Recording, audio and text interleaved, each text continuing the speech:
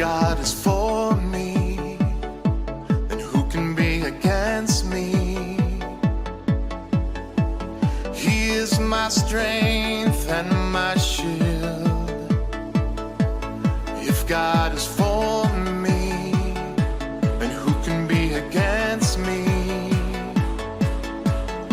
So I'm gonna live for you.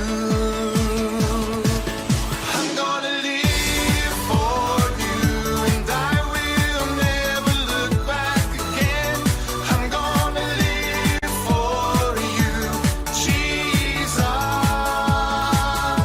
And I'm gonna run this race until I one day see your face. I'm gonna live for you, Jesus. Vì Chúa ở với con, ai có thể nghịch với con. Chúa chính sức mới thuận của con. Vì Chúa ở với con, ai có thể nghịch với con. Con đây sẽ mãi sống cho Chúa. Con sẽ mãi sống cho Ngài, và con sẽ chẳng nhìn lại đằng sau. Đời con sẽ sống cho Ngài, Giêsu. Đời con sẽ nhắm mục đích mà chạy, và cho đến khi ngày gặp mặt Chúa. Và con sẽ sống cho Ngài, Giêsu.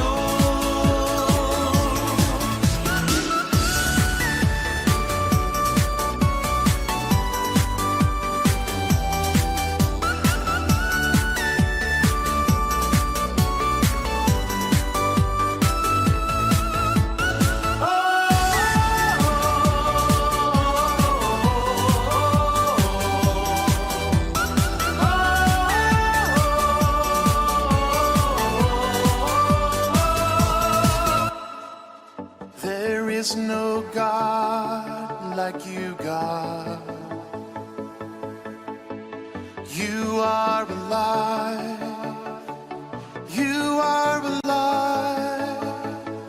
You laid down your life to save us. You rose again. You are alive. Không ai như Chúa của chúng con. Chúa sống đắc thắng, Chúa sống vinh quang, đến thế giới đều